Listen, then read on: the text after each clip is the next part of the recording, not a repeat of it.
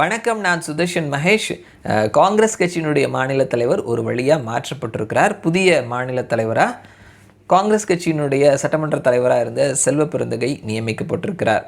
So அவருக்கு பதிலாக சட்டமன்றத்தினுடைய காங்கிரஸ் தலைவராக கிள்ளியூரினுடைய எம்எல்ஏ ராஜேஷ்குமார் நியமிக்கப்பட்டிருக்கிறாரு. செல்வ பெருந்தகை காங்கிரஸினுடைய மாநில தலைவராக இவங்கெல்லாம் வருவாங்க அப்படின்னு சொல்லிட்டு சில லிஸ்ட் நம்ம கொடுத்துருந்த லிஸ்ட்டில் இவருடைய பெயரும் இருந்தது.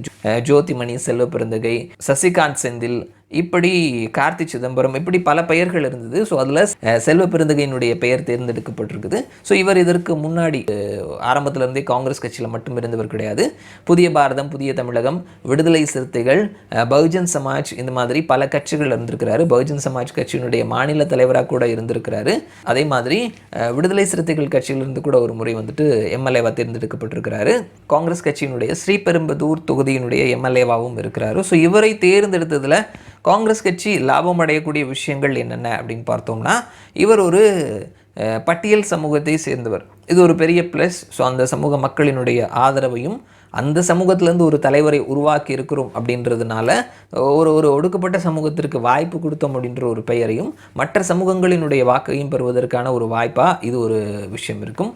அடுத்தது கொஞ்சம் ஆக்டிவாக இருக்கக்கூடியவர், ஒரு போல்டாக அவருடைய கருத்தை சொல்லக்கூடியவர். இதற்கு முன்னாடி இருந்த அழகிரியை விட இவருடைய கருத்துக்கள், இவருடைய கமெண்ட்ஸ் அப்படின்றது போல்டாக இருக்கும், அதே நேரத்தில் ரொம்ப ஹார்ஷாக இருக்கும். குறிப்பாக பாரதிய ஜனதா கட்சியை மிக கடுமையாக விமர்சிக்கக்கூடியவர்களில் இவரும் ஒருத்தர். எப்படி விடுதலை சிறுத்தைகள் கட்சியினுடைய தலைவர் தொல் திருமாவளவன், அதே மாதிரி அதிமுகவினுடைய சில ஸ்போக்ஸ் பர்சன்ஸ் ரொம்ப கிரவுண்ட் லெவலில் இறங்கி அடிப்பாங்க. ஸோ அந்த மாதிரியான ஒரு தலைவர்கள். வைகோவும் சில பல நேரங்கள் அந்த மாதிரி பேசிட்டு இருக்கிறாரு. இப்போ ஒரு வயது மூப்பின் காரணமாக அந்தளவுக்கு பேசுகிறது இல்லை. உதயநிதி ஸ்டாலின், இந்த மாதிரியான தலைவர்களோட கம்பேர் பண்ணும் பொழுது இவரும் பாரதிய ஜனதா கட்சியை இறங்கி அடிக்கக்கூடியவர், இறங்கி கமெண்ட் பண்ணக்கூடியவரில் இவரும் ஒரு பர்சன்.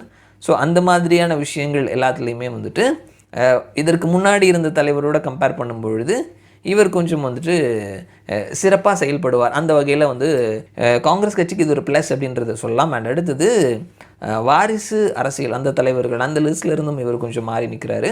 ஸோ கார்த்தி சிதம்பரம் மாதிரியான ஒரு பர்சன்ஸுக்கு கொடுத்துருந்தோம் அப்படின்னா தொடர்ந்து அவர்களினுடைய வாரிசுகளுக்கே கொடுக்குறோம் அப்படின்ற மாதிரியான ஒரு பெயர் வந்திருக்கும். ஸோ அந்த லிஸ்ட்லேயும் இருந்து இது காங்கிரஸ் கட்சிக்கு ஒரு லாபத்தை ஏற்படுத்தி கொடுக்கும். அவர் ஒரு நல்ல ஸ்ட்ராங்கான பர்சன், ஆக்டிவான பர்சன், இறங்கி கமெண்ட்ஸ் கொடுக்கக்கூடிய பர்சன். பொய்யாக இருந்தால் கூட அதை ஸ்ட்ராங்காக சொல்லக்கூடிய, ஸ்ட்ராங்காக திருப்பி சொல்லி அந்த கருத்தை ஸ்ட்ராங்காக பேசக்கூடிய ஒரு பர்சனாக இருந்தாலும் இது காங்கிரஸ் கட்சியினுடைய வளர்ச்சிக்கு உதவுமா அப்படின்னு கேட்டோம்னா ஒரு பெரிய கொஷின் மார்க் இருக்குது.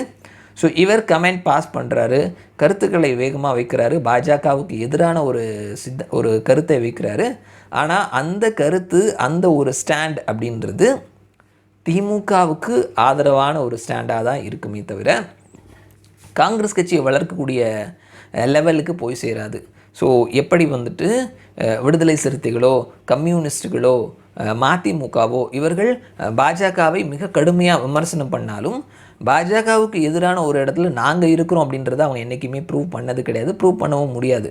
ஸோ அந்த அளவில் தான் கம்யூனிஸ்ட்டுகள் சில தொகுதிகள் தான் அவங்களுக்கு கிடைக்கும், விடுதலை சிறுத்தைகள் ஒரு சில பகுதிகள் வட தமிழகத்தில் தான் இருக்கிறாங்க. அந்த மாதிரியான ஒரு இது இருக்குது. அதே மாதிரி தான் செல்வ பெருந்தகை காங்கிரஸ் மாநில தலைவராக செயல்பட ஆரம்பித்தாலும் அவர் பாஜகவை மிக கடுமையான விமர்சனங்களை செய்து அவருடைய பாலிடிக்ஸை நடத்தினாலும் அது காங்கிரஸினுடைய வளர்ச்சிக்கு உதவுமா அப்படின்றது ஒரு பெரிய கேள்விக்குறியாக தான் இருக்குது. ஸோ அந்த ஒரு இடத்துல இவ்வளோ ப்ளஸஸ் இருந்தாலும் என்ன நோக்கத்திற்காக நம்ம தலைமையை ஒரு குறிப்பிட்ட காலத்துக்கு அப்புறம் மாற்றுவோம். ஆனால் அவர்களுடைய நோக்கம் அப்படின்றது காங்கிரஸ் கட்சியை மாநில அளவில் வளர்க்கணும் அப்படின்றது. ஸோ அந்த ஒரு வளர்ச்சி அப்படின்றது இருக்குமா அப்படின்னா இதற்கு முன்னாடி எப்படி இருந்ததோ அதே மாதிரியாக இருக்கிறதுக்கான வாய்ப்புகள் தான் அதிகமாக இருக்குது. இதற்கப்புறமா காங்கிரஸ் கட்சி, திமுக, விடுதலை சிறுத்தைகள் மாதிரி பாரதிய ஜனதா கட்சியை மிக கடுமையாக விமர்சனம் பண்ணி நிறைய அறிக்கைகள், நிறைய செய்தி குறிப்புகள்லாம் வரும். அதெல்லாம் பார்க்கலாம். வழக்கம் போல் நாங்களும் களத்தில் இருக்கிறோம் அப்படின்றத நிரூபிப்பாங்க. அண்டு வழக்கம் போல் கூட்டணி கட்சியில் 10+1 11ஆகவே இருந்துக்குவாங்க. இதுதான் வந்துட்டு வரும் காலத்தில் காங்கிரஸ் கட்சி வந்துட்டு இருப்பாங்க அப்படின்னு சொல்லி நாம் ப்ரெடிக்ட் பண்ணுறோம். காங்கிரஸ் கட்சியை வளர்ப்பதற்கான ஒரு தலைவராக இவர் இருப்பார் அப்படின்னு ஒரு கேள்விக்குறியாக தான் இருக்குது இவருடைய முந்தைய செயல்பாடுகளை வைத்து பார்க்கும் பொழுது. ஸோ பார்க்கலாம் எப்படி செயல்படுறார் அப்படின்னு சொல்லிட்டு. மறுபடியும் நான் உங்களை இன்னொரு வீடியோவில் சந்திக்கிறேன். அது வரைக்கும் நன்றி.